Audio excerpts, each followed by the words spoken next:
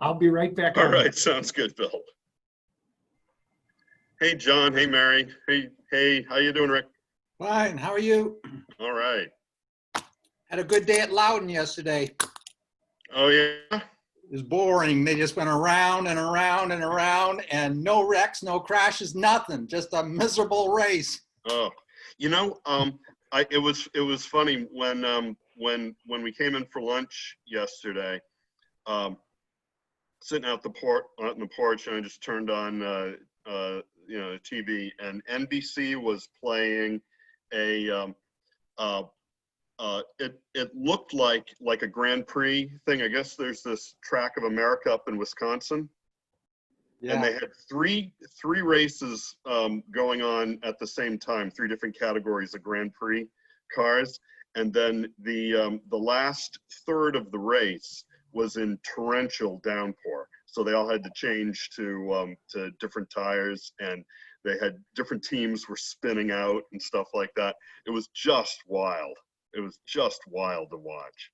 Yeah, see if they get a drop of rain at Loudon, they call it, or they delay it for a while. But that race just went around and around and around, and it was hot, and the fuel of the cars, the odor didn't get out of the area. It was. Yeah. Yeah. Did your grandson go with you? Oh, I took 3 of the kids. Yeah. Oh, did you? Well, yeah, of course, all their drivers crashed or hit the wall. So by the end of the race, they were ready to say, hey, let's get out of here. Yeah. How did they work the concessions and stuff? Well, I didn't go downstairs to concessions, but once you're on the grounds, you had to wear a mask and you had to maintain the 6-foot interval between people. Then they sat you in the stands, of course, with the intervals, and families were allowed to group together, and nobody else was, around you at all. So that kind of worked. I don't know. I haven't seen how many people there, maybe about 14, 15,000 people. It can hold many more than that. So it was, people were generally pretty respectful. And of course, they had the gentleman that sings at the Bruins hockey games, do the national anthem and the Canadian national anthem. That was wonderful. That was just wonderful. Cool. Let's see. What are we? We're at 3 minutes after 10. Who were we missing? We're missing Dick. No, he just joined us. And Chris. All right. Chris said she. Yep. She's going to be about an hour late. Dick's just coming on, so I think we've got everybody, and Bill's going to be joining us today, which is great. So we'll get things going for the fiscal policy work group this morning, and we'll begin by calling the roll for attendance. So I'll start off, Dave Luneau from here in Hopkinton with Ozzie, the long-haired dachshund, and I see my neighbor John. Just got to announce yourself. Yep, just trying to find the mute button. John Beardmore in Hopkinton, alone.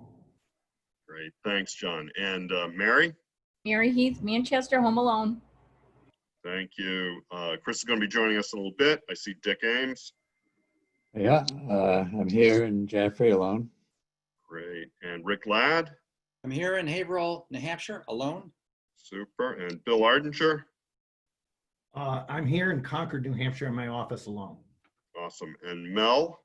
Mel Myler in Port Clyde, Maine, and currently alone. Okay. And we got Jordan from Carsey. Yep, Jordan Hensley here in Dover. My fiance is in the other room. Alrighty. And Bruce Mallory just joined us. I'm here from Kittery Point, Maine, alone in the house. Awesome. Great. Well, thanks everybody for now what we're into August work group and commission meetings. So I think I think what one of the things we talked about back when we started this in January was that we'd be able to at some point drop off from weekly or bi-weekly meetings to maybe once every other week or even less than that, and I don't see that as anything that's going to happen as we come into as we're now into the second half this work, and really anticipating what we're going to be hearing from our research consultants a week from today. So one of the things that and this sort of leads to our agenda this morning. Oh, and actually, before I go into the agenda, Jordan, how are we doing as far as access? I think we're all good on that front. We got All right, 10 folks attending. All right. Super.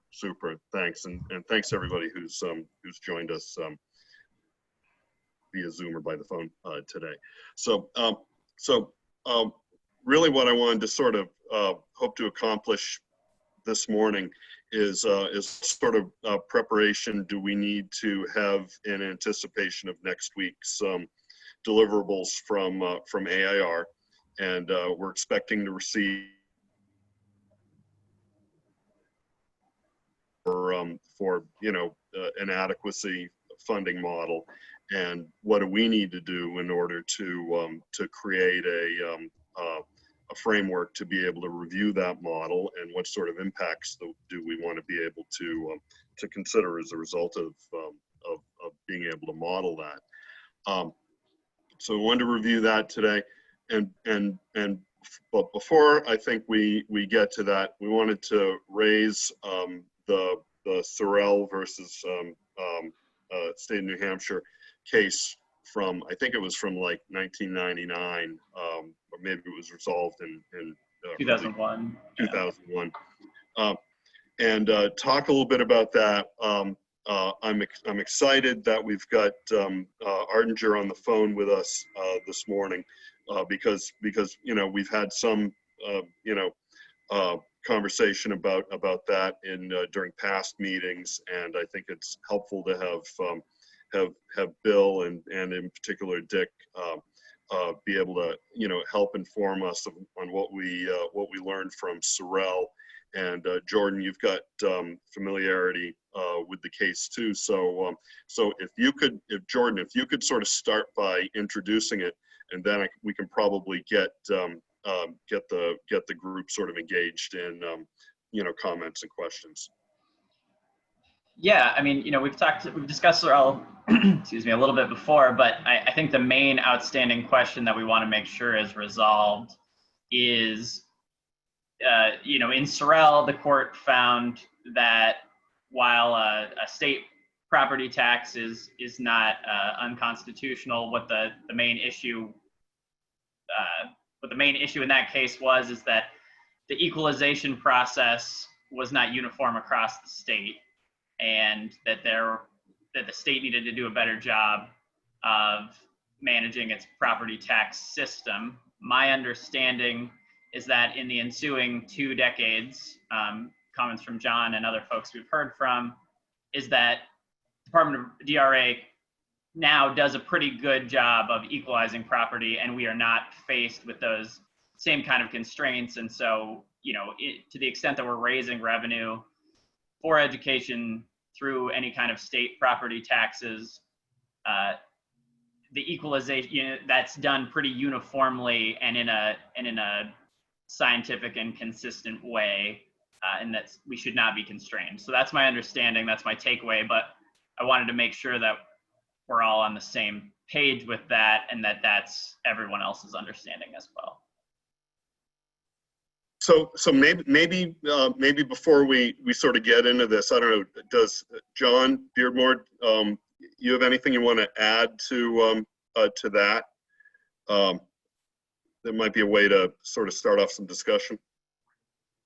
I would say generally amen to what Jordan said.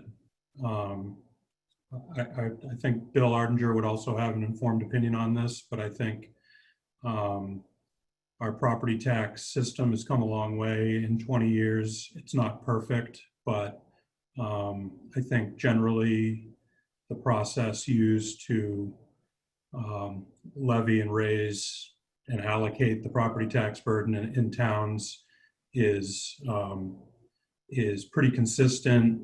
DRA spends a lot of time and energy making sure that's so. and county taxes and state property taxes are allocated using the equalization process in a way that's, I think, compliant with the Sorrell decision, and probably that I would think this is not an area where we should need to spend a whole lot more time. Okay, great. I'll just sort of open it up. Dick or Bill want to, or Rick, go ahead. Yeah, I do have a question. Where we use the property tax, statewide education property tax, to levy and raise funds for education, and where we know that the funds raised through the statewide education property tax for some towns is not enough to meet the opportunity for an adequate education, adequacy, and where some of them that have towns that have a wealthy, taxing area can raise more than is necessary. Is this a form of intentional discrimination? No. Maybe I could comment on I'm not a that. lawyer. Yeah. Interesting. Am I on?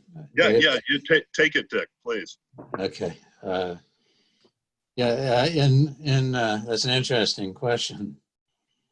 Rick, I wouldn't have thought of it that way, but anyway, in Sorrell, they were looking at a statewide property tax that included a recapture of the excess produced by some towns that we sometimes refer to as donor towns.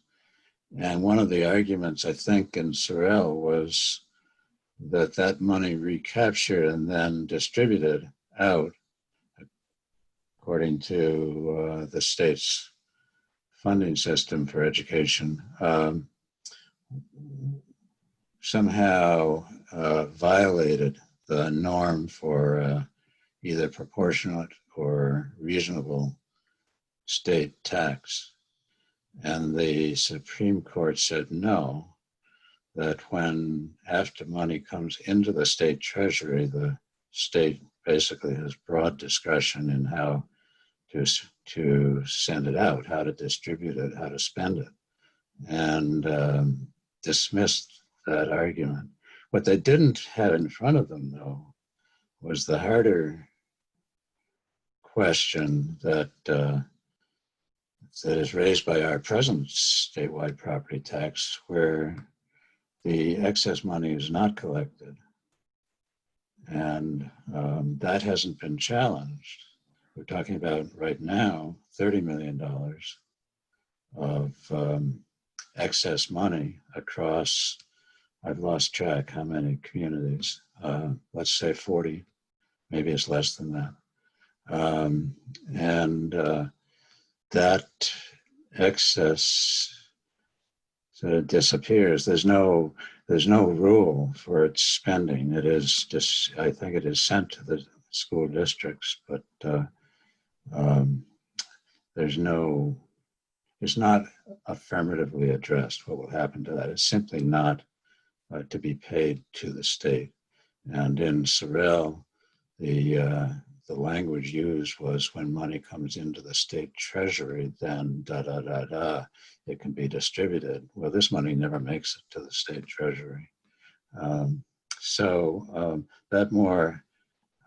That remaining question is, I think, the question that we need to be sure we understand as we launch into a discussion, which I think we may be going to do, of SWEPT as the wind just blew all the paper off my desk. As we launch into a discussion of how the statewide property tax might be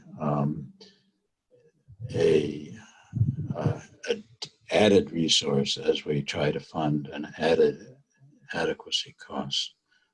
So we can get into that, but I think that is how I would respond, Rick, to at least a part of your question. Dick, what would be the basis for a legal challenge to the excess swept?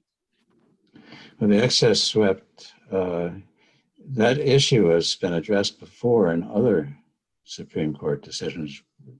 Bill is on top of this and has written about it, but back, I don't know whether it was the second of the major Supreme Court decisions, but the Supreme Court essentially said that it's unreasonable to effectively rebate to the local property tax in the property wealthy town.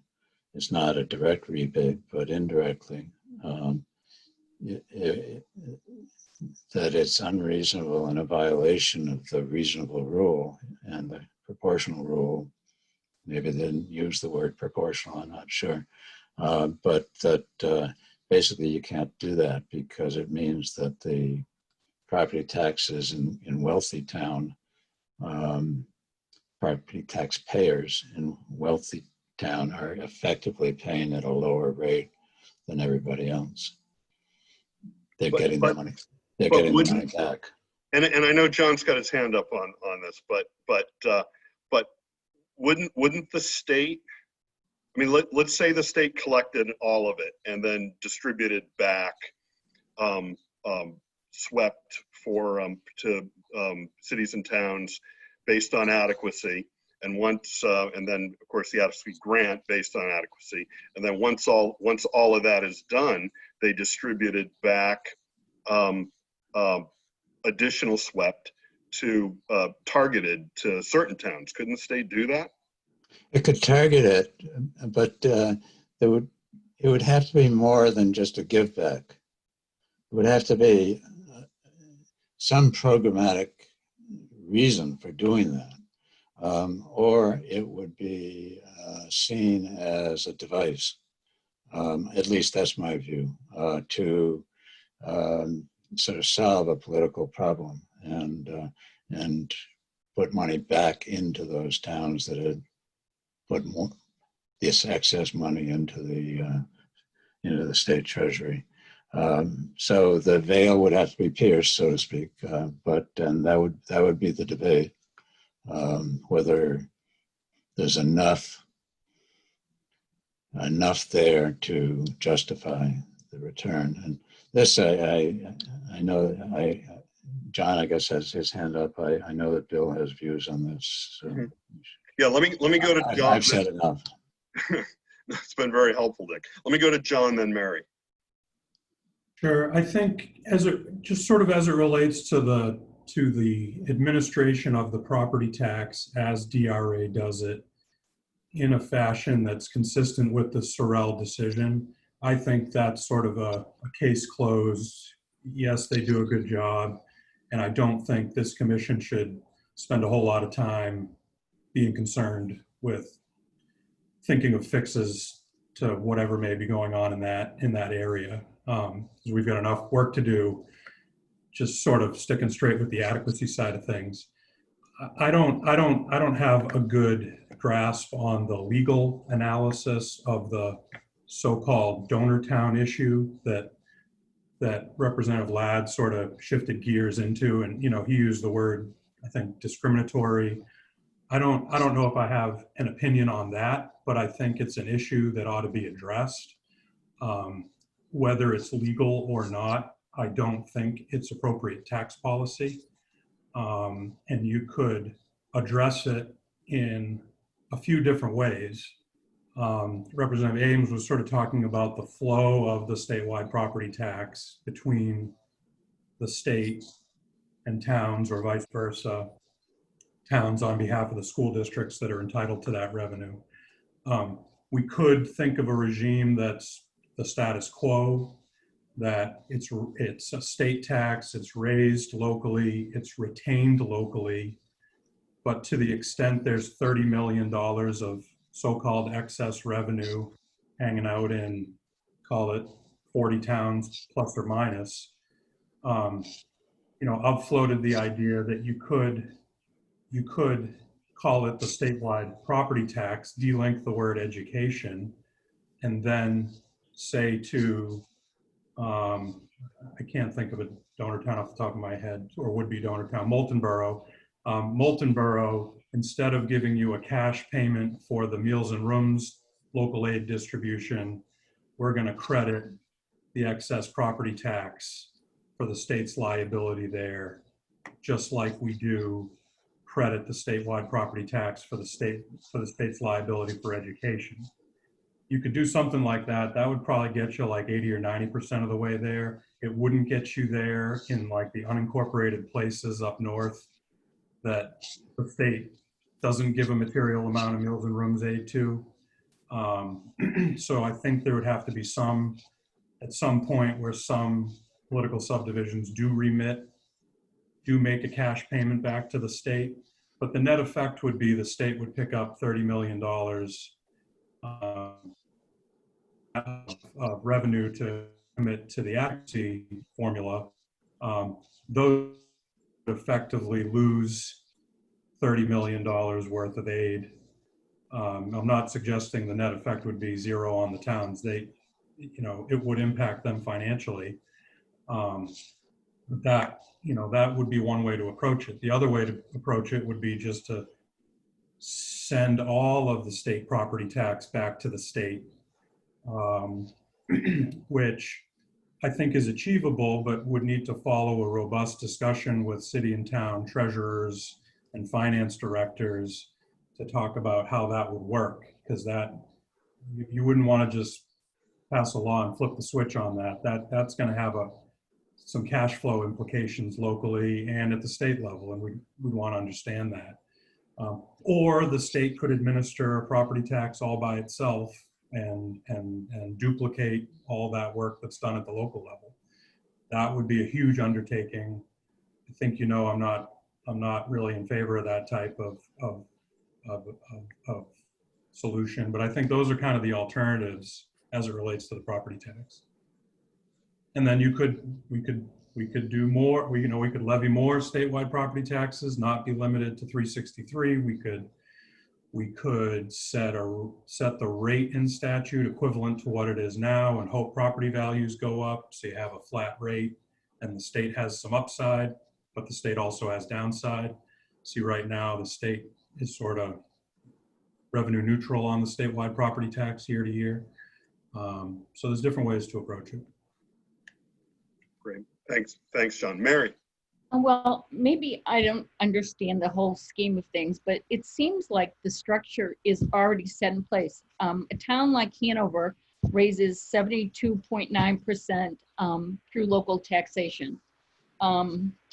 Let's see, Nashua raises, I think, 55.4%. So my own city only raises 40% through local taxation. So you've got the infrastructure in place. So couldn't we just adjust the state property tax so that that money would be collected up and dispersed accordingly to what we already have in place? And I don't know if I'm simplifying it too much in my own mind, but it just seems like the infrastructure is there and we have the information with regard to who pays for what. And then the presentation, like Hanover, we get 17.7%, whereas Manchester will get 40% of the state aid. So what am I missing? I don't understand. So Mary, I think you raised a good point, and I think John sort of got on that a little bit too. That I think if we're going to really understand the some of the moving parts associated with the state property tax, and I wrote down your words, John, having a robust discussion with city and town finance directors, because there's clearly going to be cash flow. Material cash flow, both in terms of collecting those revenues during the property tax billing periods and then the remission of those revenues to the state. So understanding how that fits in with tax flow, with cash flow, I think would be really important. Is that what you were sort of getting at, John? It is. I think there's sort of two issues. Do we want all of the statewide property tax revenue collected, or to consider having all statewide property tax revenue collected locally, remitted back to the state for redistribution? If so, yes, we would absolutely, I think, need to engage with the state treasurer's office and local CFO, town manager types to talk about how that would look on cash flow.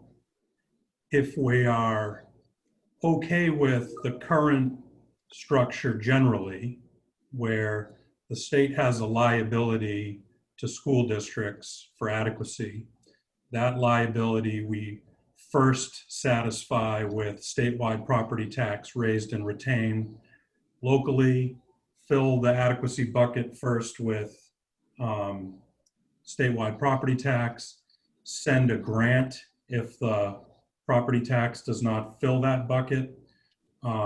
If we want to keep doing that, I don't think we need to talk about cash flow. And if we're going to sort of keep the current design, but sort of change course on the so-called donor town issue, which would effectively say to the molten boroughs of the world, instead of keeping that money and having it as effectively extra state aid for education distributed based on high property values. You know, it's basically a formula that says if you have really high property values per pupil, you get to keep the extra money. If we want to reverse that, I don't think we need to talk to the local officials about cash flow. That is effectively a state aid cut, which the state has done from time to time over the decades. And that cut, I just keep picking on Molten Borough. I don't know why. It's just, I think, predictably a so-called donor town. But, you know, Molten Borough would see a net loss of retained property tax revenue. That would be to their local detriment, but perhaps Molten Borough would pick up additional state aid based on a new funding formula that this commission dreams up or recommends and the legislature passes. So you'd have to kind of net one against the other to understand the true hypothetical impact on Molten Borough and the 30 or 40 other towns. But regardless, if we're going to have all that 300 million come back to the state, yes, we need to talk about cash flow. So, you know, given that, I think from the onset, this commission has taken a put it all on the table approach to try to understanding problems and issues and develop policy recommendations. I just want to take the temperature of the members here, but you know, if we were to consider what some have suggested being a way of working with the statewide property tax,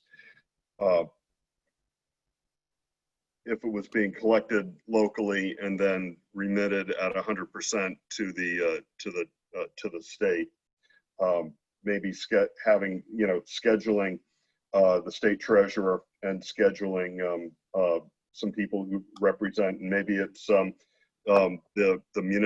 from the municipal association to come and speak with the fiscal policy work group, perhaps the entire commission. Rick, what do you think about that? Well, can I bounce back to John for, you know, Yeah, sure. question I have for him. John, prior to our making this change where the state now allows the funds from the SWEP to stay in the municipality, were there cash flow? How did it work then, cash flow wise, for communities when they were passing the money on to the state versus now when they get to keep it? Were there cash flow problems prior to? No, because I can't speak for those towns, but you know, you're talking about the change in, it was around 2011 plus or minus, Yeah. that the state said, okay, Molten Borough, instead of remitting that I should dig up some numbers, but I don't have enough time as we're chatting here. But, you know, I'm totally making up numbers here. But, you know, instead of remitting that $100,000 back to the state, let's just not pick on Molten Borough. Let's just say Town A. Let's say Town A raises 1.1 million in property tax, and adequacy with all collars and hold harmlesses and what have you is $1 million. So with the 1.1 million, we filled that $1 million bucket. The town transfers to the school district $1 million of statewide property tax. The state does not send a grant to that town because adequacy has been funded by the statewide property tax, and that town needs to send 100 grand back to the state. How did that happen? Like how many payments were there? What was the timing? I don't know exactly, but that did happen for a number of years. And the town treasurer would remit $100,000 in that hypothetical to the state. That's not a cash flow issue as I thought it, as it would be said, give us that whole 1.1 million and we will give you, looks like my connection got crummy. Yeah, it's up and down. Yeah. You know, if the state said, give that whole 1.1 million to us and we will, town, give you $1 million in 4 payments of $250,000, that's a cash flow event. Yeah, yeah. You know, that's a big change. If we said, well, you used to give us the 100 grand for 6 or 8 years, we told you, no, hold on to the 100 grand. And now we're contemplating saying, no, give us the 100 grand back. You know, the net effect of that is an increase or decrease in state aid. It's a strange way to go about it, but that's the net effect. So I think from a policy perspective, kind of going back to where we were in 2010, you're basically reducing state aid to 30 or 40 towns to the tune of $30 million. In my view, because they were never receiving that state aid for any reason other than purely political reasons. It was not, you know, a formula designed to achieve some educational outcome in those towns. They had no needs beyond the town next to them that was not a would-be donor town. So I see that as basically a reduction in state aid, and I don't feel the need to engage the local government community in a technical conversation. They would like, I'm sure they would like to engage us in a policy conversation saying, no, we don't support that. They're not gonna, and we should of course hear them out. But that I don't think is a cash flow conversation the way it would be if we said to all towns, send us 350, 360 back, and we will then get, you know, reallocate that through 4 annual payments. That's a big cash flow event. So just sort of closing out this section of it, and hang on a second, Mel. So am I sort of seeing that the members, that would make sense to have maybe Bill Dwyer and Cordell Johnson or somebody else from Municipal Association come and meet with either the work group or the commission to review the cash flow impact? And Yeah, if I could speak to that. yeah, please, Dick. I say yes, but I'd say that the broader range of situations should be part of that agenda. And by this, I mean looking at a circumstance where this commission may be moving towards a significantly higher adequacy cost, and then looking at the possibility of funding that increase in cost primarily through a higher statewide property tax. And if we go to a much higher level, I think, you know, Dave, I've modeled this to some extent. If we go significantly up in order to pay for a significantly higher adequacy cost, we ramp up the excess cost issue in a big way. For example, I've looked at an adequacy cost that would statewide amount to a little over $2 billion. Right now, it's about $1 billion. Our current formula is about $1 billion, and 363 million of that is the state property tax, and $650 million is state funds from other sources. And so ramping it up to $2 billion and paying for that using the statewide property tax, using an increase in it, which would amount to about a fourfold increase, leads to an excess property tax collection in those now a larger number of jurisdictions, equal to about $170 million compared to the current $30 million.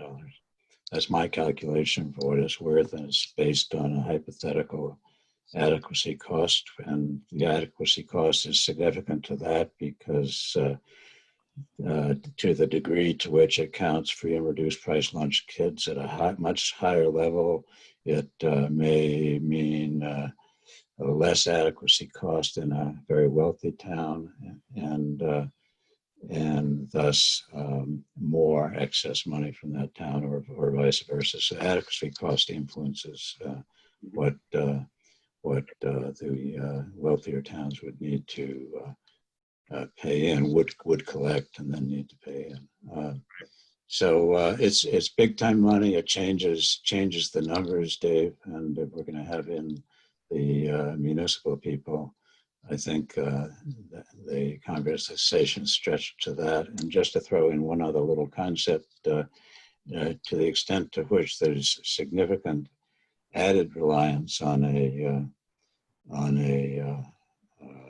property tax that's managed, administered, collected locally, I would suggest that the state should start paying for that work, just as it pays restaurants to collect the rooms and meals, the meals tax. The municipalities should also get that 3% or whatever we want to throw in there of money collected and be able to retain it. I imagine the municipal officials, if we folded that into the conversation, would be interested in that. So those are some ideas, and I think adds to the both difficulty of the task we're facing, but also the complexity of working out the interface with the municipalities. Right. No, appreciate that very much, Dick. And certainly if the municipalities were going to retain any portion of it as compensation for doing the collection, the same way restaurants are for, and hotels for rooms and meals, that's another debatable point. But I think given the fact that that our funding of public education is so heavily relied on property taxes, we'd be, it wouldn't be responsible for us to at least consider property taxes and really understanding, whether we move towards a Mass 70 model or something else. That we certainly would have to understand what the cash flow impacts are between with state and local obligations. So I absolutely think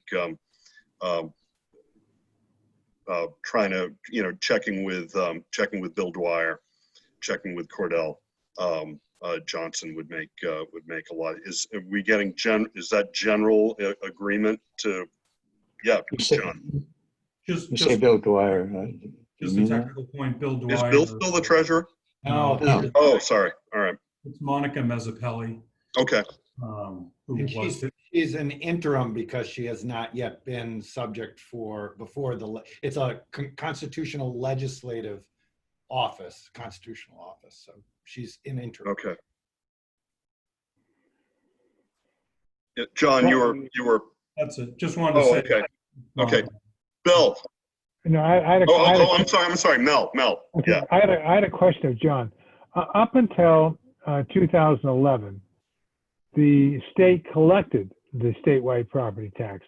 What was the basis for the change in the collection from local to state? What happened there? What was that all about? The state did not, the only change in 2011 was the so-called excess statewide property tax. So the property tax, statewide property tax, as I understand it, has always been collected locally, administered locally, and by and large retained locally. It's just the portion in certain towns where the property tax raised, that town's share of the statewide property tax exceeds the calculated cost of adequacy. See, in 90% of the towns, the amount raised by the state property tax is less than the cost of adequacy. Right. The state has to fill that delta with a grant, paid 4 times through the year. I'll take Representative Ames' word on it, 40 towns plus or minus, and like 20 of them are really, really small towns, and some number of them have few or no residents. The unincorporated places up north are in that group. In 2011, to solve what I believe is a political problem, which was residents of those towns not pleased that they had to remit a portion of the state property tax to the state. The state said, don't worry about it, keep that revenue, we will stop collecting it from you. So it was a limited instance of state collection of a portion of the statewide property tax that was ended in 2011. Thank you. Sure. Okay. Yeah, Bill. Yeah, this is very, very interesting, and thanks for letting me sit in with the fiscal policy group on this.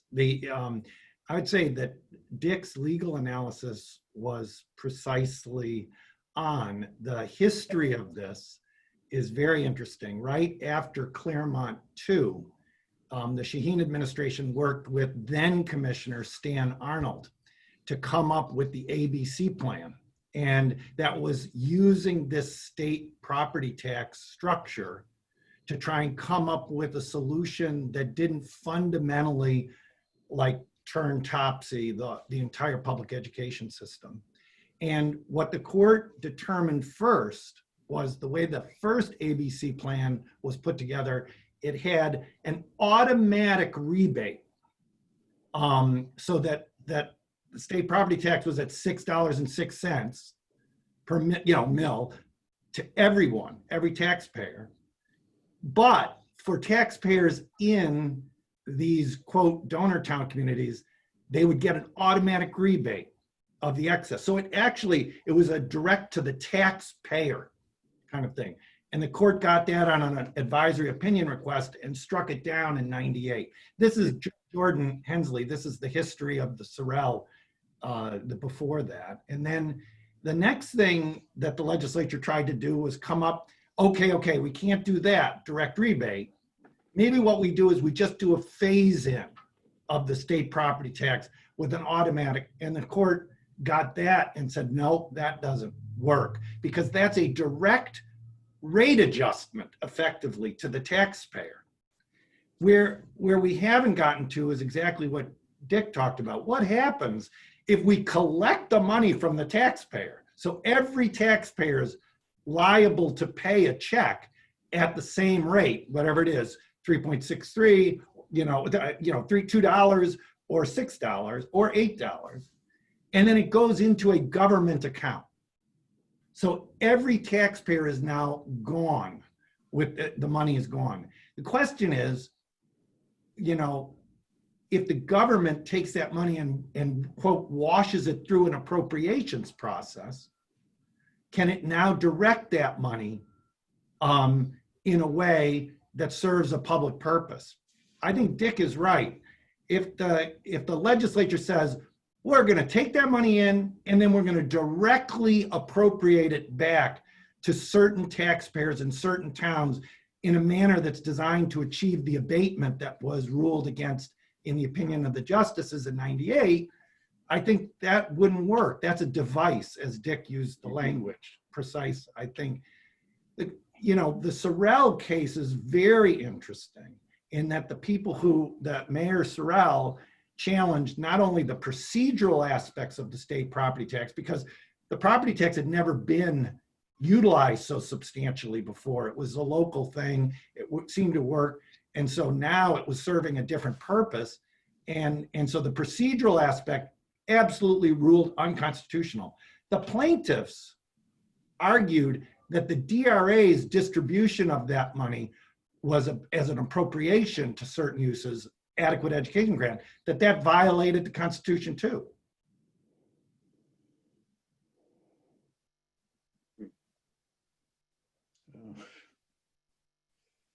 Bill, you've frozen here. You're frozen. The lower court, right. Freezing? Yeah, Yes. Yeah, for about 10 seconds, your connection stopped. Sorry. So just Sorrell, oh yeah, my internet is unstable, I'm sorry.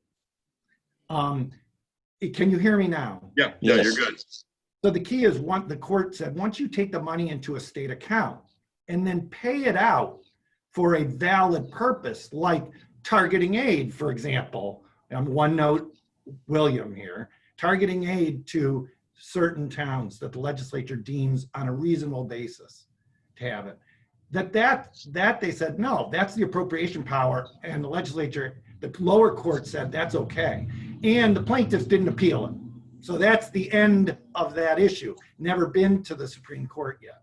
So the Sorrell case and its previous history is very important for how you fashion a state property tax. Interestingly, the state property tax has, as a tax system, has not had the kind of policy examination for exemptions and deductions and other things that other state tax systems have had. For example, meals and rooms, 501c3s, not subject to it, right? That legislature has a long history of examining other tax bases, like the BPT, and providing relief items. And each of those deductions and exemptions are tested under the Constitution, which is, are they reasonable? Are they, the legislature has the power to do that. One thing in the state property tax world, in the property tax world, that's always been wondered about is, can you have an exemption based on, for example, residency, first homes? Can that be a valid exemption? Can you adjust, for example, the tax rate for people paying on first homes? There's never been a case on that. And I think that what you're doing, what Dick just laid out, is a term sheet for how the state property tax can be adjusted more effectively to serve the needs of public education, where you would talk about maybe adding in some exemptions that soften the impact in certain areas that the legislature deems important, like maybe people with lower mid-incomes, people who have first-time residences. Those are circuit breakers, Dave. And then the question about, can there be a phase-in with changes? Ultimately, the donor town issue, in my view, is a complete red herring. The fact is, New York State and Governor Cuomo claims that they're a donor state on the federal income tax, because New York State pays more in income tax to the federal government account than they get out in grants. And I just don't see that that's a valid, every tax can be examined that way. Meals and rooms in New Hampshire could be examined. Portsmouth could claim it's a donor town with meals and rooms tax revenue, because look at how much it's paying in. Its citizens are paying in. Yet it doesn't get out grants equal to what it pays in. I think that the commission would be doing a good service if it examined this donor town complaint more carefully and ultimately tried to educate the public that it's not really a valid complaint. It really is just a complaint about change, about the way we did it before and the way we do it now. That is not, I am not criticizing in any way the fact that the property tax is a good tax for public schools in a sense, because it's very stable and it vests the local public. Even though the public hates paying property tax and the discussions at town meetings are complex and controversial, the fact is it involves the public in their public school system. And to some extent, the high quality of New Hampshire public schools overall, as we've heard reported by AIR and everyone else, could be due to the vesting of the public in their local schools, their neighborhood schools. I would hate to lose that. But I think that the property tax has many openings for good policy changes to make it more effective and to address holes that exist. Thanks for letting me chime. So no, Bill, I think that's really helpful. And you know, and I think in past work group and possibly commission meetings, I mean, we've talked about things like a homestead exemption or residence exemption, certainly the low and moderate income property tax relief program, and how dysfunctional that is right now, given the nobody basically qualifies for it. And you and I think, have also talked about a property tax loan program that may support wealthy individuals that don't have the cash flow to and you know to support property taxes and something like that. But you also talk about you just talked about a phase in of this, and I'm sort of wondering how that would work, and would that also imply a phase out of the horrific property tax burden that you know, taxpayers, residents of towns like Claremont would be paying? Let me try that and then turn it over. When I speak of that, I'm assuming that if we could all agree and develop the perfect education funding system for New Hampshire, in my view, it would have significant changes on the progressivity of the distribution of aid. Any change like that's that significant to a system like our public school system, which is very deeply capital asset and has a long life to it, there is a strong public interest in not shocking the system. And so I'm assuming that, you know, in Massachusetts, they went through the review of their public school system, and their commission came up with a substantial change towards even greater progressivity. But it took the legislature 4 years to even, Dick knows this better than I, to come to a piece of legislation, and there was a phase-in process. So I'm assuming on any change we make, even though you might leave, you know, there might be a continued burden, you know, in towns like Claremont, there's a balance that has to be struck between a town like Claremont and a town like Hanover, for example, that we don't unreasonably undermine the quality of public schools anywhere. And so a transition rule would make sense. A global transition rule is possible. I've actually written one and looked at it as a test run for background work for how I'm preparing for the commission, a change in method of accounting type process that it's real important, I think. So would it also be possible to look at this as like a startup model where you could provide immediate relief to towns like Claremont, immediate relief, so they get right into the new model quickly, but then other towns, let's say Hanover, phase into the new model more slowly, so that you're not shocking that I mean, the towns like Claremont are already in shock, right? Yes. Yeah. So we're not. And their children are suffering. Right. So So we're not trying to shift the shock to another town, but relieve that shock of the financial shock and the educational suffering, but also transition into a sustainable funding model that's more balanced and fair, across the state. So I think the answer to your question is, can we do it? Yes, but the rule of physics applies, which is conservation of energy. You can't get something for nothing. Right, and so right. So it's a startup cost. Exactly. It's a startup cost to pre-fund it, and you'd have to get that from somewhere. Right. Well, I'm just putting it out there. We're not coming up with the solution today, but that may be something. We have to think the great Italians in the Renaissance in the 12 and 1300s who came up with dual entry accounting. You don't get something for nothing. That's exactly right. Okay. Dave? Are we sorrelled out? Dick is. Yeah, Dick. Sorry. Yeah. Maybe we are, but sorrelled out. No. But one piece of this, John Beardmore mentioned this option. He doesn't, at least in previous discussions, think it makes sense, and I may totally agree in the end. But I've raised it before, and that is moving to a state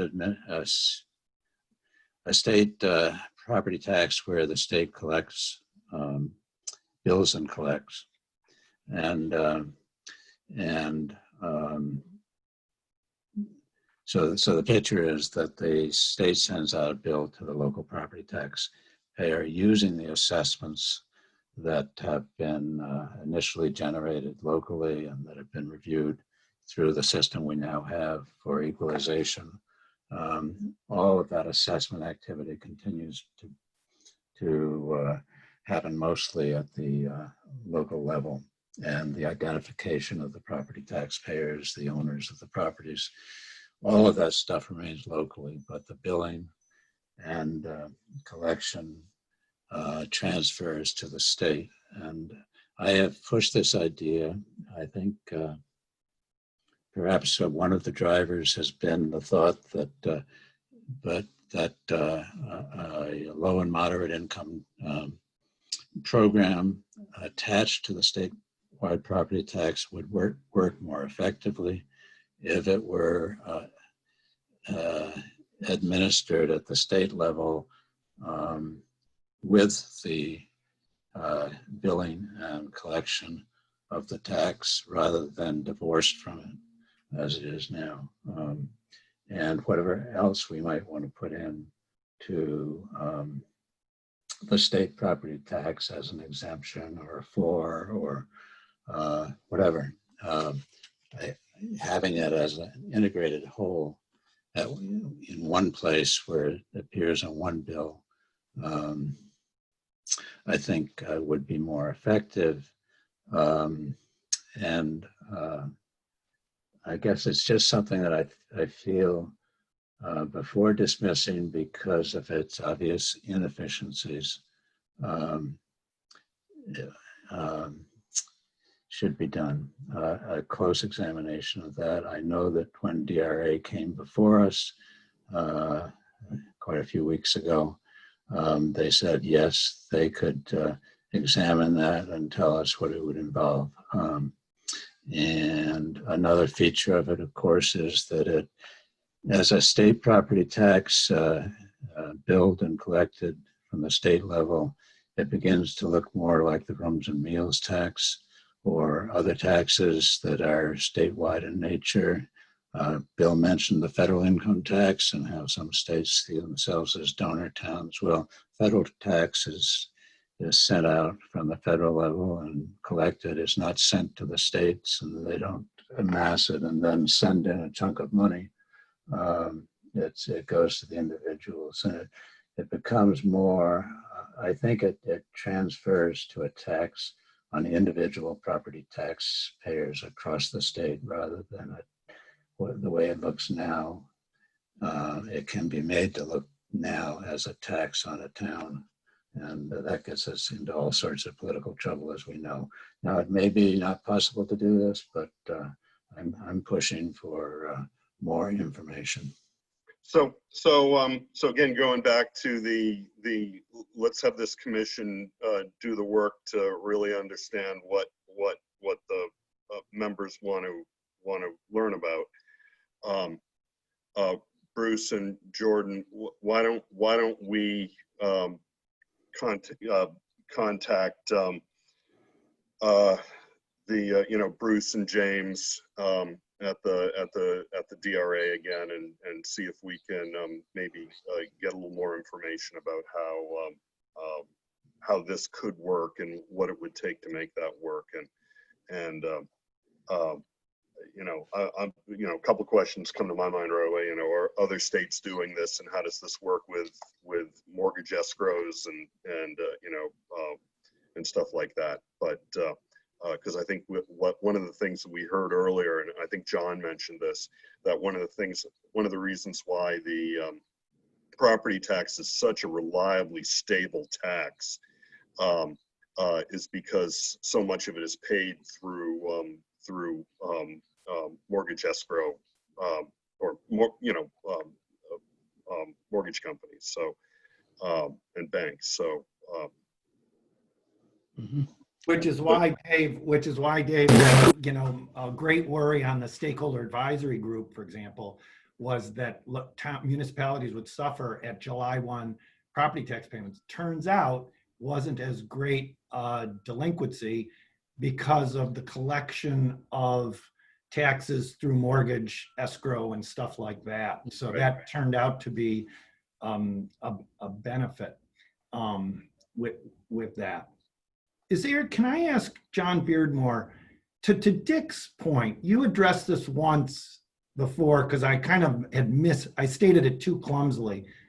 So think the utility property tax, they have real property and they're paying tax at $6.06 per thousand or whatever it is. I may be off. And whereas other people not utility are paying, so that's a different rate, probably okay constitutionally because they're a unique type of property, utility property.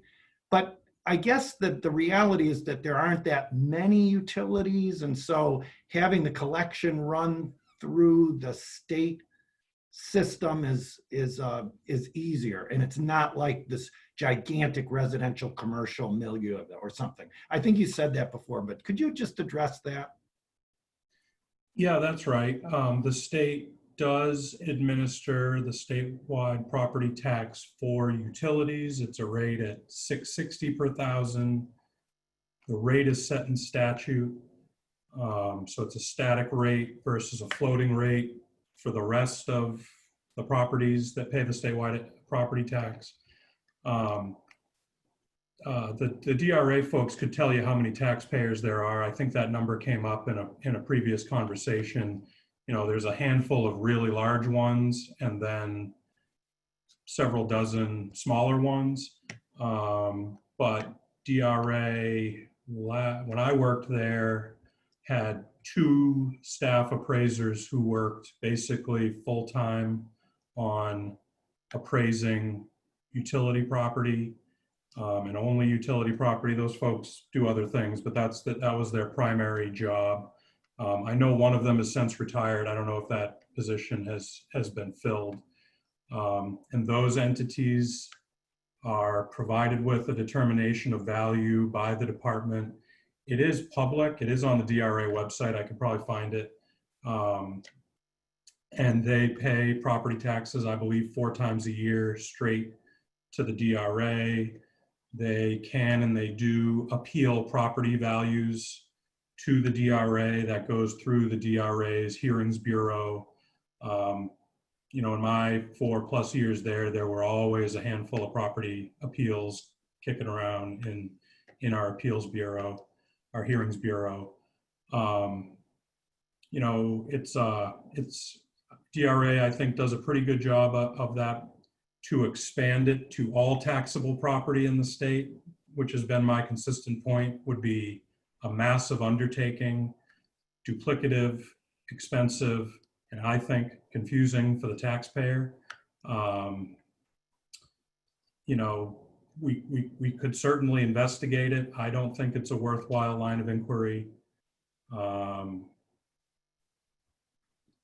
You know, and there's some other controversy around utility properties, which I've alluded to, which is their property is valued both locally and at the state level, and those values are often not the same.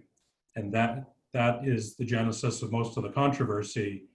And that issue, in my estimation, would exist on steroids if we shifted gears to a fully state administered statewide education property tax.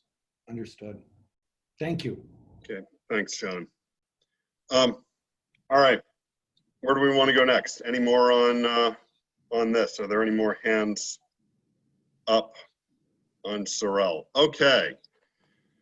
Dave, Bill, yeah. I think of your situation in the beautiful town of Hopkinton. And I think of the tension that you've got with great support for public schools, but people legitimately suffering under the burden of property tax. Can you imagine a property tax that had a viable, robust, benefit for low and mid-income residential, primary resident homestead owners? That just in Hopkinton alone, I can imagine that a lot of the pressure in the property tax system would be relieved. And I just don't want to leave that.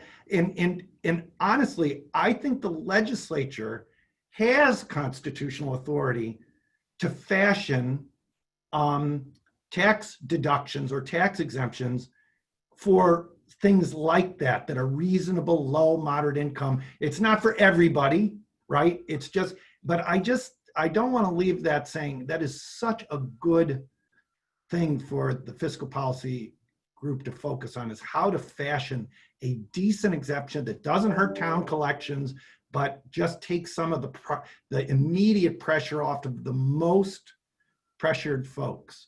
Well, thanks, Bill, for mentioning that, because I've been saying all along that I think that's going to be a big effort for this work group to look at whether it's low moderate property tax relief program or homestead exemptions or residency exemptions, or that property tax loan program. And we've certainly seen it here in Hopkinton, but I can certainly envision seeing it in towns across the state, particularly towns that may be currently categorized as excess swept towns if that provision goes away. And I mean, you can imagine a piece of property on Lake Winnipesaukee having a certain value, and a piece of property 3 or 4 miles off the lake having a very different value, both seeing taxes go up a lot, and for that property that's off the lake may very well be a retired couple or fixed income family living there that can't take that type of horizontal shock, and so I think this is something that the DRA I think could help model for us, and so Bruce and Jordan, let's also maybe reach out and ask for some thoughts on that as well. But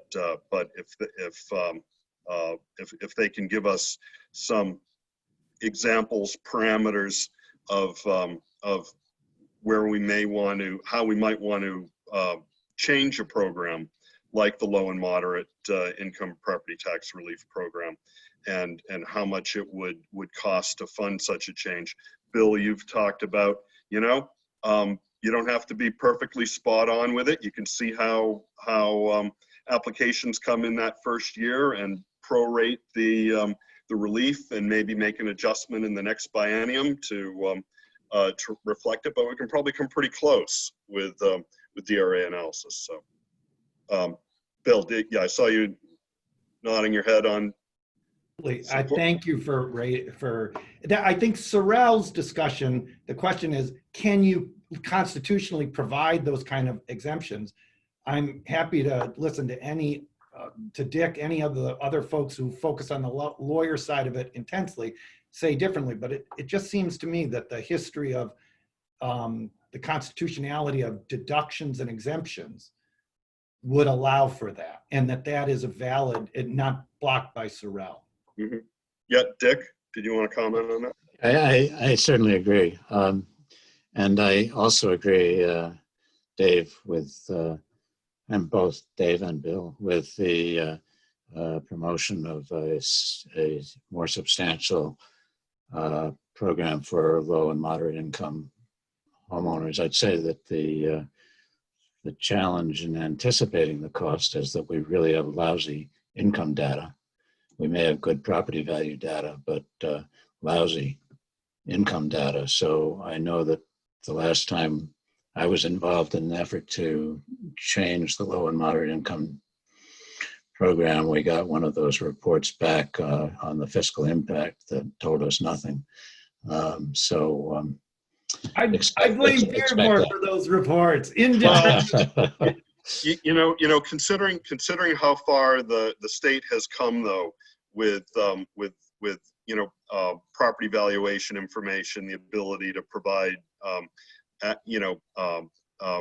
reliable, accurate, fair equalization, that we probably are could be in a better position now to be able to evaluate that. And I think I've heard that New Hampshire, just like every other state, does have and this obviously it remains restricted information at the department level, but access to IRS records.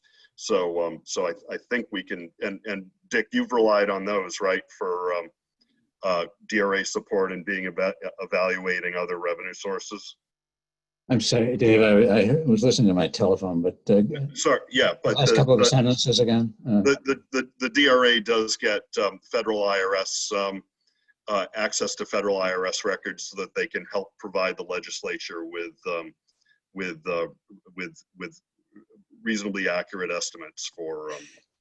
That is true, particularly through both the business tax program and the interest and dividends program. It's also true that there's substantial information one can get from that's already public on IRS sites that's a little bit dated, but not too much dated. And so you can get a pretty good sense of the range of income, but what you can't get is the breakdown to municipalities. Mm-hmm. Mm-hmm. Great, thanks, Dick. Chris, welcome. Mm-hmm. Thanks for being able to join us. I know. All right, so Chris, we've had a pretty substantial discussion this morning on property taxes, and we're just sort of, I think, pivoting into pros and cons of revenue sources, which is our next agenda item. And actually, we've had a lot of discussion, I think, when we were going through the Shaheen 2000 report on the various criteria on that. But what I really want to hit before we wrap up, close to noon, so 45 minutes from now, is what sort of elements do we think we want to be able to have in a model that can show us what the impact, because a week from now we're going to be getting some some information from our research consultants on what they believe would be a reasonably and evidence-based approach to adequacy funding, and and I think it would be really up to, they're going to provide us some models as well. But I think, you know, we also want to, you know, see how we may be able to use those models to determine the impact on whether it's local education property taxes or you know, whatever, you know, across the state. So I want to move into that. But Jordan, what did you have in mind for more pros and cons of revenue sources? Yeah, I mean, I think these two items kind of dovetail together, and they don't necessarily need to be separate conversations. When we're talking about what taxes we want to model or what combinations we want to model, I think it's really a matter of where our emphasis is. I'm thinking, for instance, you look back at the Shaheen report, they talk about gambling and video lottery terminals. Things like that are probably not going to be a main portion of our analysis. You know, it seems from what we've been discussing that property income and sales taxes are going to be the main avenues that we look at, but are there good reasons to look at other sources of taxation or not? So that's kind of what I had in mind. Just making sure that you know, based on what we've heard so far, what are the most realistic suite of potential options? Are there any reasons for or against including them in our modeling going forward? Okay, so thanks, Jordan. Let's start with that as sort of the backdrop. Property, income, sales, and I would also add the individual capital gains, just because we've had a couple of cycles through the legislature in the last handful of years on that. But what are people's thoughts on? And again, this isn't an endorsement of any particular thing. It's just it's a getting it all on the table and trying to figure it, you know, sort it all out. And do people want to also look at things like you know, tax on casinos, tax on legalized marijuana, stuff like that. So I just sort of open it up to the committee here. Nobody has anything they want to say. Dick, thanks. I'll throw some things out. We talked about the state property tax that clearly needs to be modeled. A predicate for all of this is new adequacy cost levels. We need to work off of I guess a range until we start zeroing in, but we have to work off the work that develops from the adequacy cost side, I'll put it that way. But with the assumption that there's more, there's a higher cost of adequacy, and I, for one, would say that the current cost of adequacy here in the state is impossibly low. So to fill the gap is what we're talking about.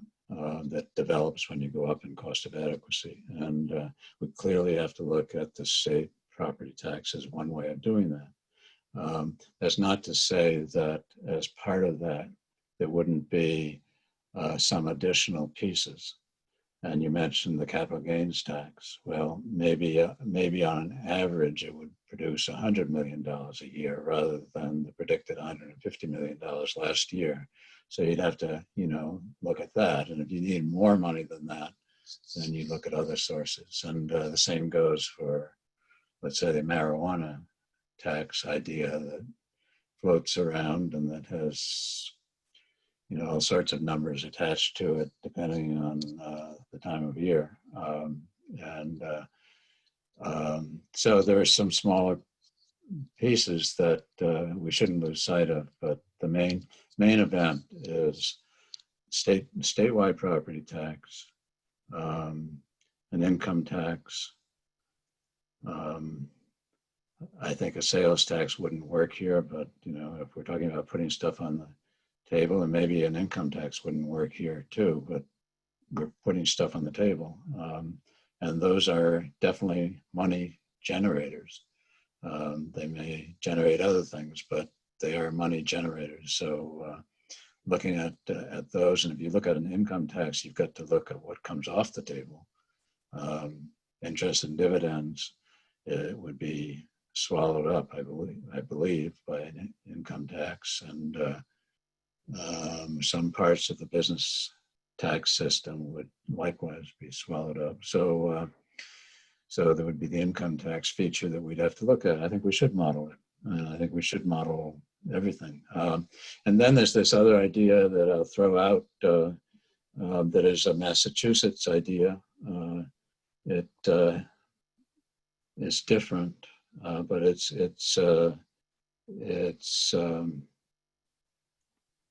in let me try to do it this way. In Massachusetts, they've developed their cost of adequacy, and they've recently revitalized that costing process and raised it to higher levels. And I'd say in its core, it's similar to our core. There's a base, and there are weights. There are other factors that feed into it, but essentially you get to a cost of adequacy per pupil, and the cost per pupil varies by the characteristics of the pupil. So that's how Massachusetts costs things out, and they come to, if I remember correctly, somewhere around $12,700 average cost per pupil for adequacy. Obviously way above our level. But not way above our average total cost per pupil. So we're spending a lot more on education than our adequacy cost. And in Massachusetts, they have this concept of a local share and a state share of the cost of adequacy. They call it the foundation budget.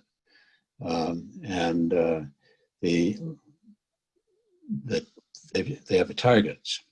The target for the state share, I believe that they're reaching towards, they're not at yet, is 41%. And the target for the local share is the rest, 59%. So with that number applied against the statewide cost of adequacy, they got a number. And then that's how much has to be contributed to. They call it a contribution. And a required local contribution has to be contributed by the localities. And then that's divided out by an effort index that includes both property values and income. I think 50% of each. I actually haven't dug into that. So you got an effort index to determine how much each locality will have to contribute of that 59%, and it ranges from very little for the properties with very little property wealth and income to very much for the others at the other end. And but unlike in New Hampshire with our SWIFT, they have a cap on what the wealthy towns will have to contribute, and they don't have to dig into their own pockets and send it into the state. In fact, they still get some of the state aid. I think it's around 10%. I can't remember the number, something like that. And the result, in effect, what they're doing is capturing the local effort that we have here in New Hampshire into the formula, and doing so in a progressive fashion. And then the rest is state aid, and how they fund that and where their money comes from, I can't say. I don't know. Probably a lot of income tax money. But that's their system, and I think it's a system that we should look at. Okay. So what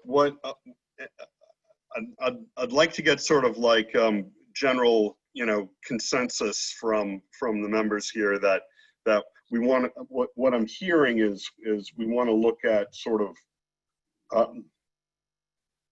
things that are possible revenue sources, some that we're using now, some that the state is not using now. But I'm not hearing widespread interest in digging into like, you know, like tax on legalized marijuana or tax on casinos and having to complicate our argument with other politically charged policy decisions. Is that like casinos and marijuana? I certainly agree with that. I think given the scope and scale of education funding, trying to pick up these little pieces and complicate it that way doesn't make a lot of sense. You know, certainly the property income, capital gains, the sales tax discussion could be an interesting one. I think the volatility of sales tax, you know, makes it problematic. I've been part of the effort for about 10 years to try to have to try to get the legislature to agree to local option to be able to levy like a hotel tax, or, you know, depends on the community, or a tax that would allow to pay for basic services that you essentially pay on behalf of the state, like fire and police. You know, we haven't gotten anywhere with that for 10 years, but we basically picked up a number of communities over time, including a number of the communities that that I think may struggle to pay for their schools. So if we were to do something with sales, to me it would be giving communities more local option as a way to figure out how to supplement what they otherwise pay for property tax. It wouldn't be a statewide sales tax. Okay. I agree with Chris on that. Here in Manchester, we also tried to get something like that in place, and we've not been successful, but I think it would garner quite a bit of money for our city. Okay, so let's pick on a municipal option for either a broad sales tax or and/or focused sales taxes, maybe on lodging or something like that. Is that something that we want to? Again, we don't have to take an endorsement position on this, but explore it further, and we can find a way to explore and model this. You know, my challenge with that is it doesn't help with the base issue, the statewide issue. It helps with the local relief when you've raised the other. So to me, it's just like consolidation. It's one of these ancillary things. You know, we keep identifying all these ancillary things that need to be in place in order to make a rational system work. And so it's not a base part of the model, but it's one of the ancillary requirements. I've started to look, you know, the federal government required as of June 30 that all schools in the country, all states in the country report by school, individual per pupil costs, not by district, but by school. And I've started to look at them in New Hampshire. And one thing I look for is within a city where you've got 3 or 4 elementary schools, are you spending more on the schools that have higher proportions of high needs kids? I'm just going to use this as an example. And you can see, like in Dover or in Portsmouth, we do. With a school that has higher poverty, we spend 25% more per kid. In Manchester, it's the opposite. And so I use that as an example because if you don't even have districts allocating dollars to high need, that's one of those ancillary requirements that to make this whole thing rational, we're going to have in place. That's how I think about the sales tax option. Thanks very much, Chris. I'm just taking a few notes on that because I think that may be something that Bruce, we may want to bring up in the adequacy work group what Chris was just talking about and what Mary was acknowledging, the use targeting of those adequacy funds once they're, I mean, targeting of school money within a district to schools that, because certainly, I mean, Hopkinton is, we've got, we don't have multiple schools in there, so it wouldn't really apply. But certainly with our larger cities, very significant. Well, Manchester uses the rationale of they get so many Title I dollars and so many federal dollars that those schools are getting so much more money.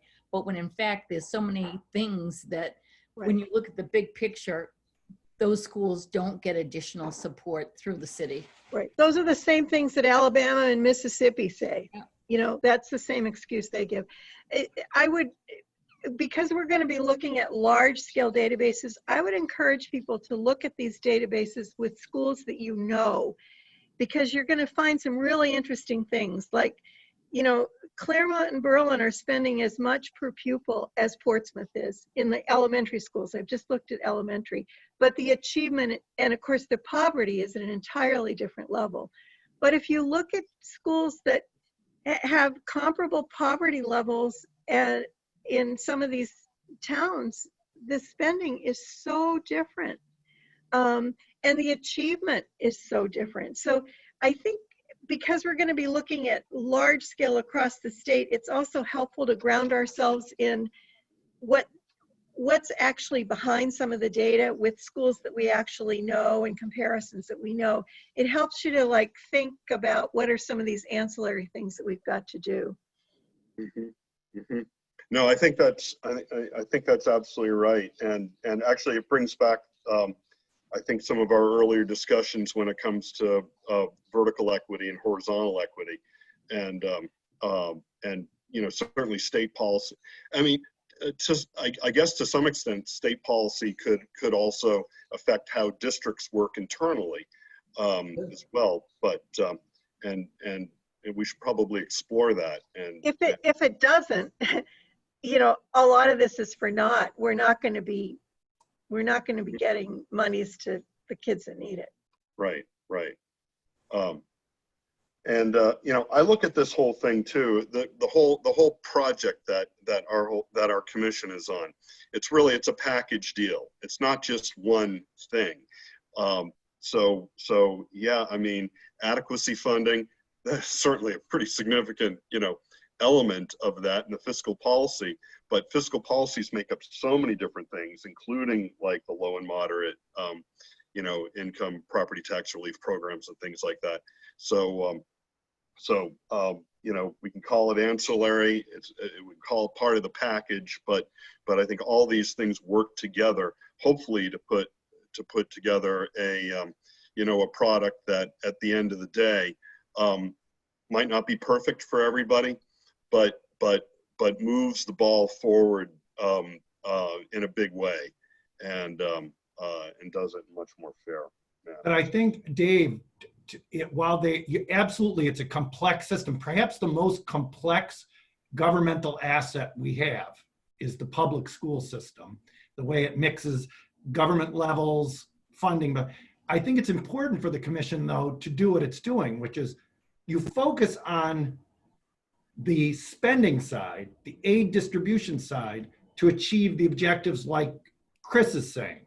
I think, and some people view school funding, when they hear school funding, they say it's a tax reform issue. No, I mean, part of it deals with tax sources, but that really is a separate part of it. It's kind of iterative. You have to work on the two separately, spending and revenues, which I think that you've set up, the leadership has set up the commission to break down that way and bring it together. Sometimes the bundling, if it happens too quickly, it just becomes a giant train wreck of competition over what people think is the most important issue. And I think helping the commission dialogue, helping people say, look, your tax policy issue is a good issue, but We're going to focus now on how to distribute the spending dollars through the appropriation system and the district governance level, to Chris's point. I think it's important that we keep those issues unbundled, at least in terms of analysis, and then put together the package at the end. Oh, for sure. Yeah. Absolutely. Absolutely. Because if we're John. talking about opportunities for success, when I look at the achievement levels according to the amount of money being spent, a place like Claremont, I mean, kids in the town of Claremont have less chance of going to college. There's so many factors that when you start putting those numbers together with the achievement of the individual children, it's in a state like ours, it's sad and it's embarrassing that we should have the achievement levels so completely different from place to place, and sometimes not even 20 miles away. Right. And Mary, I couldn't agree with you more. And the fact that our current system doesn't transparently generate that data, AIR is about to lay out on an outcomes basis the first data our school funding system has generated on that. The rest has been kind of muddled and garbled. This is a big opportunity, I think, to have the policy process focus on what's most important. It is not to say that this particular issue or that issue is not important. It's what is the top priority. And I agree with you. That is, Claremont schools were wonderful when they had a tax base back when I went there, but they've suffered since, and we owe an obligation to them. Bill, you've brought up many times, Bill and Dick have both talked about this problem of horizontal resource replication, I think is the phrase. And it sort of does look like that in New Hampshire, even though there is differential aid for free and reduced and special education and English language learners. It is so minuscule compared to the base adequacy amount, which we know is minuscule compared to what the true costs of education are statewide.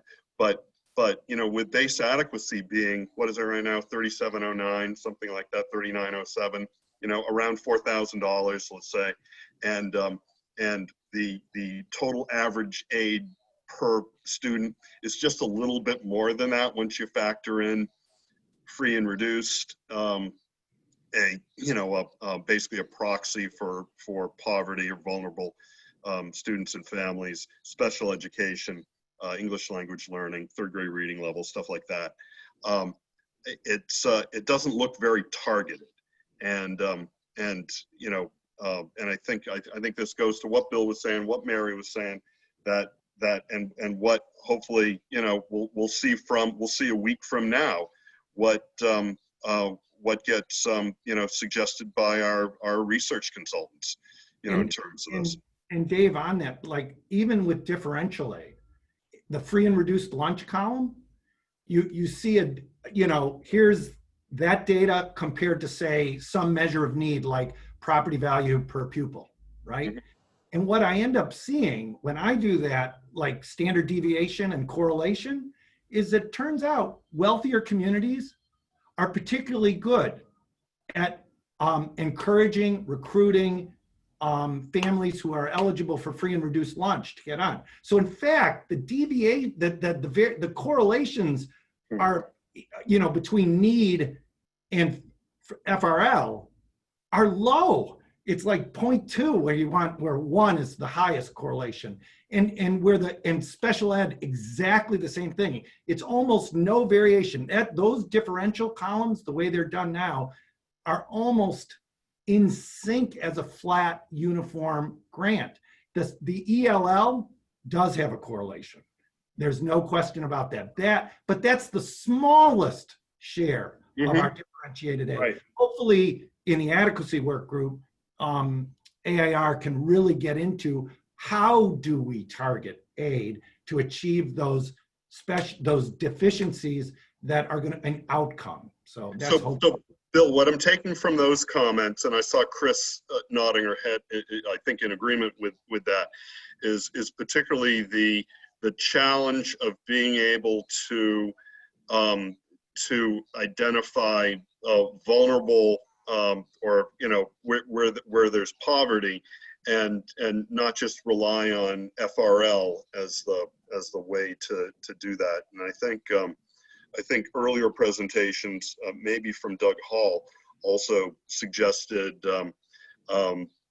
census data also being problematic on that front, just from low end counts on that. So it is somehow, it's right, but FRL is no savior. And then I think that Massachusetts, as Dick mentioned, has somehow integrated some income, and they have data on it, obviously.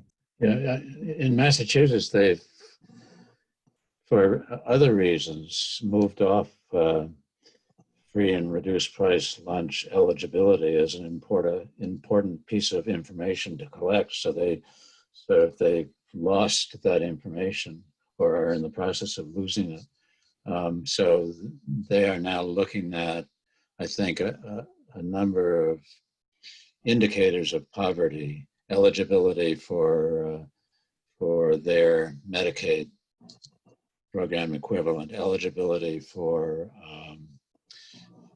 the other main federal poverty programs. We could list them off.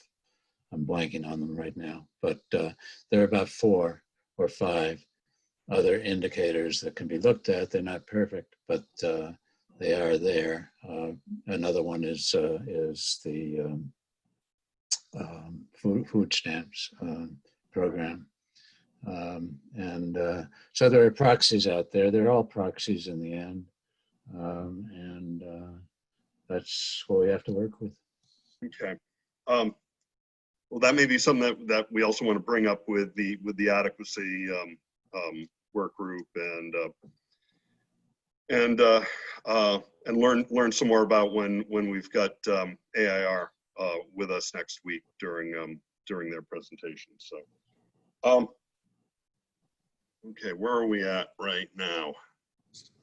All right. So what I'm hearing for taxes to model are let's and again, this is not endorsements on anything, but state property tax, individual capital gains tax, income tax, and what effect that might have on other taxes, a sales tax, potentially a community based one as well, could be targeted at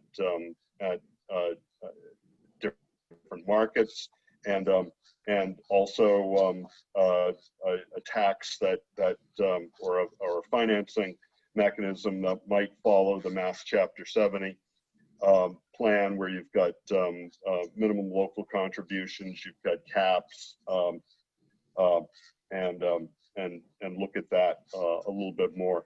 I'm not hearing widespread support or really much support for things like marijuana taxes and casino taxes. John. I just want to go on record as to be not supportive of this course of action. My point of view is that I think any discussion of substantially expanding tax revenue needs to come after an agreement on a new adequacy formula. And I understand there's some logistical issues here and you're trying to run parallel courses. But, I could foresee an outcome whereby we do have our consultant do some amazing work to support the, I'm sure, really good work done in the adequacy work group, but that the commission can't come to agreement on that. I agree with Bill that this is the most complex policy issue in our state. It's also the most political. So I don't think it's a useful expenditure of effort to survey the broadest possible land of possible income sources without first trying to grapple with the politics of changing the adequacy formula. I do think our conversations about property tax is useful because we're doing it anyway and we're going to keep doing it anyway, I think. So that's not time wasted. But, you know, until it's clear to me that we've got a commission that can come to an agreement on a formula that does spend a whole lot more money, but gives a whole lot less money to certain towns and causes certain towns who are forgiven their so-called donor town obligation currently, and changes course on that. And, you know, if we can't come to agreement on those type of issues, then modeling an income tax or a sales tax or a capital gains tax isn't necessary. And by way of just anecdote, if I was going to raise another dollar for the state of New Hampshire, I would first do it through marijuana, second through gaming, and I would put an income tax at the bottom of that list. So just so we're clear, I do support those revenue streams. I think those are fine revenue streams, but I don't think really spending a whole lot of time on them makes sense either. Okay, thanks, John. Rick, Yeah. and then Mary. Quiet and listen through this whole thing here, other than my first question at the start of this game. See where you started, Rick? Pardon me? See where you started? Yeah, well, where I'm coming from right now is that I've heard speak of a community sales tax. I would not go down that road at all. I lived in a state where we had this, and business started moving to the other side of the line where the sales tax didn't exist. So, you know, places like Anchorage lost business to Wasilla, or places, it's throughout the state. My town, where I was on city council, we had an 8% sales tax in Homer. People moved to the other side of the line, and then we had to end up annexing all 1 mile around the city so we could maintain some income. It's an awful business. Two, I'm a strong proponent of that senator that comes from Manchester, who has also advocated for this other source of revenue, which is gaming. I've been there all along. I'm in a minority, but I feel that an income tax and a sales tax are going nowhere right now politically. I think we're wasting our time. It's the New Hampshire advantage we're talking about here, and I think we end up destroying it, seeing we're in a state that has Vermont on one side of us, Maine on another side, and Mass on the other side, and we can't, you know, once you go there with sales tax, income tax, it doesn't stop. So I don't know. I think we have a distribution problem. This is what Bill Ardinger has mentioned from the get-go. I think we have a real distribution problem that we need to be looking how we're going to eliminate some of these disparities in these towns which just are not surviving, through how we're distributing what we do have. And yes, looking at the statewide education property tax, I'm all for looking at that and really delving down in and working with the people from the municipal association, trying to figure out cash flows, etc., all that. But I'm really not supportive of an income or a sales tax. I can't go there. Yeah, I'm not asking people to be supportive. This is really just eyes wide open what we're looking at here. You know, I don't want to see our commission challenged after making a recommendation, or even if we make no recommendation, but we put out various policy possibilities, and have somebody say, well, why didn't you even look? Did you even look at a sales tax? Did you even look at an income tax? And then we could go, well, no, we didn't. Rick, I agree with everything you just said about the political challenges of where both I'm those. coming from, Dave, is that we need to have a better understanding of what we call this adequacy. We haven't defined that yet.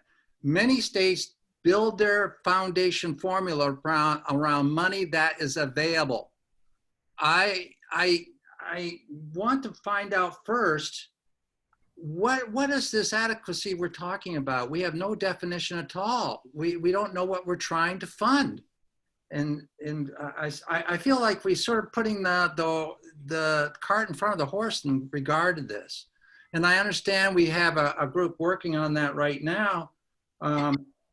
And we're limited with our time. I think we're going to be wasting time if we try to go down and try to figure out how a sales tax or an income tax is going to help us. We don't know what type of money we really have to generate. Well, you know, we know that currently education statewide costs $3.2 billion a year. We know that. And we know that that of that amount, you know, 150, 160 million comes from the feds.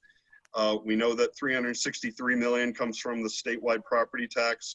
We know that approximately 600 million comes from 650 million comes from non-state property tax revenue sources such as business property tax, business profits tax, BET, rooms and meals, stuff like that, which leaves about $2 billion coming from local property taxpayers. And that's non-inclusive of the $363 million. So I would say that while we don't know what the cost of public education is statewide, that we know what we're spending right now, and we know how we're raising it right now. And we've had lots of discussions about the inequity of how we're raising it. And we've had lots of discussion about the inequity of the access to educational outcomes in districts that have the hardest time raising money, and that we're in August right now, and we're getting, I think, close to a time where we need to begin writing final reports on what we're going to put out in by December 1st. And hopefully these final reports, like we've said all along, are not just useful to whoever the party is that's in control of the House and Senate chambers, but is useful for everybody that's putting proposals together. The governor's office, the House members of any party, Senate members of any party, and we want them to be able to rely on this report as a really an evidence-based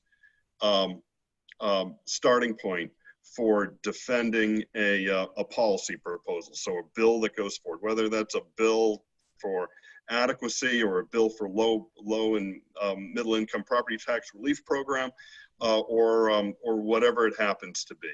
So you know, I'm not asking for anybody around this table to have to take a position in support of you know, any of these, any particular revenue sources. And I absolutely agree with you. We're already raising it through the property tax.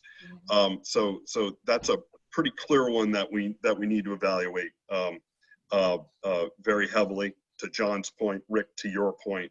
But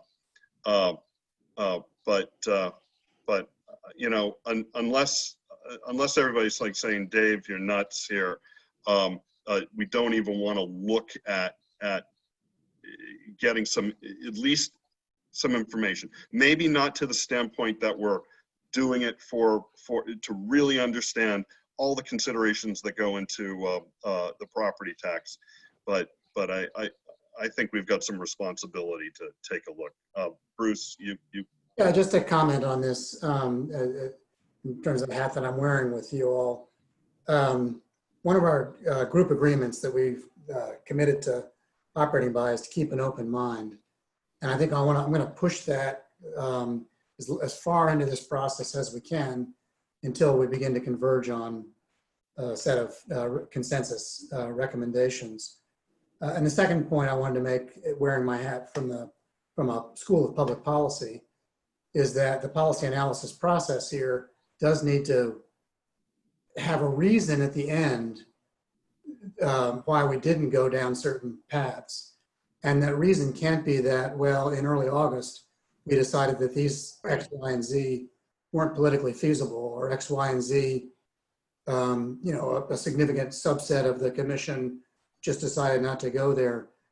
I think we need to have a clear rationale next November and December for why we end up where we ended up, and be able to say, yes, we explored those pathways, those possibilities, and here are the reasons we decided not to continue to explore them or not to include them in our recommendations at the end.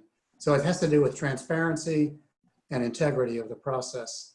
Again, we don't want to go down pathways that at some point it's clear are not going to solve the problem. But at this stage, I think we need to be, again, open to all possibilities, regardless of what the historical sort of political traditions have been around those solutions. But I'll stop there. No, thanks, Bruce. Chris? Well, I think there is a timing question, though, which John raised.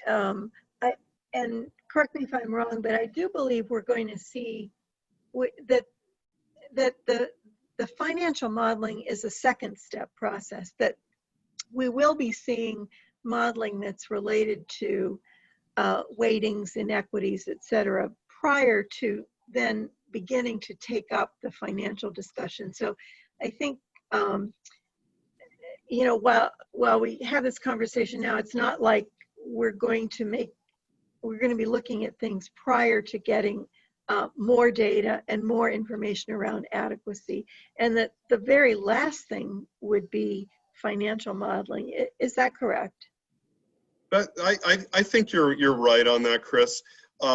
What I think we're ready to do right now, it's not so much to do the modeling, but to create the framework for modeling.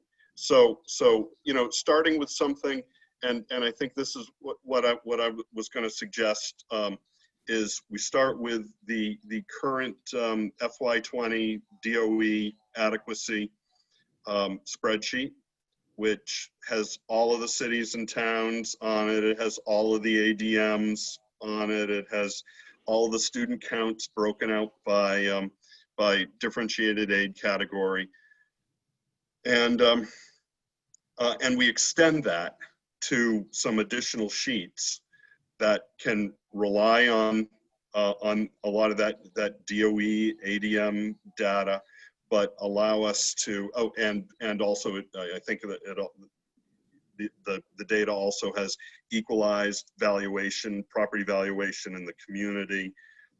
We can add in things like current local education tax rate, current, SWEPT is already in there because that's in the DOE data. So we can calculate what districts or what towns are spending right now on education. And then as we take a look at different adequacy distribution, whether that's coming from the AIR recommended formula or other things that the adequacy work group wants us to look at, we can see how that, you know, how that spills out across all of our cities and towns, and what sort of impact that has on the state and local tax burdens on those towns. But framing this up once we're ready to do the modeling, I think might be a little tight. I'd like to start building this, this spreadsheet now, so that we can do some what ifs on it once we get thoughts from AIR and adequacy work group. Yeah, and this afternoon adequacy work group meeting will be one more step towards just drawing again parameters around costing adequacy. I think as a group, we know that 3907 or 3709 and plus the weightings are not adequate. Don't create sufficient funding in general, especially for property poor towns. So we have other benchmarks that have been identified by DOE, by the legislature in the past, in the Conval litigation. We also are going to have a benchmark from AIR in terms of so-called base adequacy. So we're getting there. And again, this afternoon's adequacy work group meeting will focus on some of that data and how to begin to draw some boundaries around that. Next week at the full commission meeting, AIR is going to give us a base adequacy number based on their formulas. The question, the policy question will begin to move towards what goes into base adequacy. How are the weightings, the differentiated aid treated? Are they in addition to adequacy? Or are they part of adequacy? That sounds like a semantic question, but in fact, it's really a basic policy question. You know, I know Jay's listening in a little bit. He may add something here as well. But that's you know, it's a sequential issue. Clearly, the adequacy work group needs to do its work, begin to create at least a range for adequacy. We also have the policy question of, in order for children to receive an adequate education in different communities, is the distribution framework then have a kind of a dynamic adequacy level that varies by the community where the student is enrolled? That's an important question too. And the last thing I want to say in reference to a comment Rick made a couple of minutes ago, that we don't know we haven't defined adequacy yet.